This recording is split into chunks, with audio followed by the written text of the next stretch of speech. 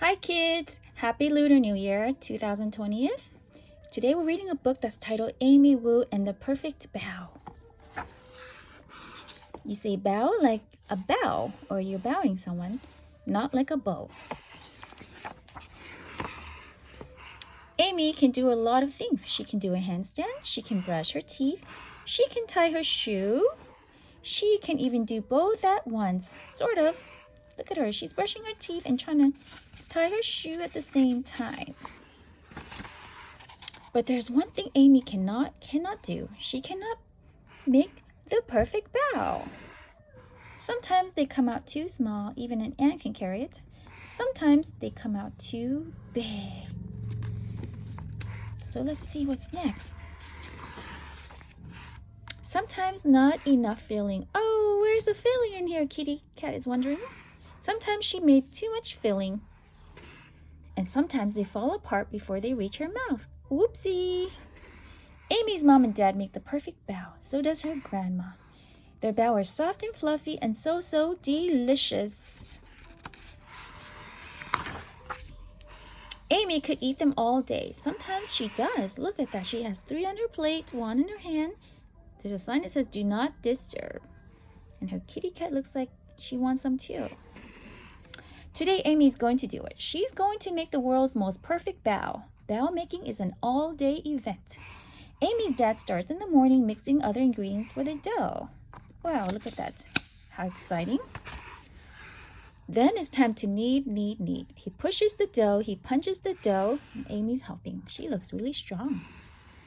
They leave the dough to rise and keep an eye on them, and just in case it grows bigger and bigger and even bigger. Amy's dad squishes the dough down just in time. He rolls it into a log and cuts it into pieces. That looks like Play-Doh, doesn't it? Meanwhile, Amy's mom seasons meat for the filling with garlic, mushrooms, ginger, pepper, and salt. That looks yummy. Everyone gathers around the table and rolls up their sleeves. It's time to get to work. See, they're using chopstick and spoon to get the filling and put it into the dough. Amy's first bao turns out a little funny, so she does a second one. Oh, look at that, it's filling. It's hard to know how much filling to add. Too little and the bao is sad and empty, and too much, whoopsie, uh-oh, look at that. Kitty Cat doesn't mind. Kitty Cat wants to eat the filling. It's also hard to pinch the bao just right. Pinch, pinch, pinch. But Amy's trying really hard. She seems frustrated. Amy watches her mom make the perfect bao. She watches her dad make the perfect bao, and her grandma too. They all try to teach her. Roll out the dough like this, Amy says Amy's dad. Use just enough filling, says Amy's mom. Pinch, pinch, pinch, says Amy's grandma. But she's really pooped. She doesn't know how to do it. But Amy's bao just aren't the same. They're too empty or too fat, or they have holes in it and they leak. Look at that. Maybe today won't be the day after all. Maybe Amy just can't make the perfect bao. Oh, she looks disappointed. Well, what happens next? Let's see. Then Amy has an idea. The pieces of dough were cut for grown-up hands, but Amy's hands are very small. That makes sense. She whispers her idea to her grandma's ear.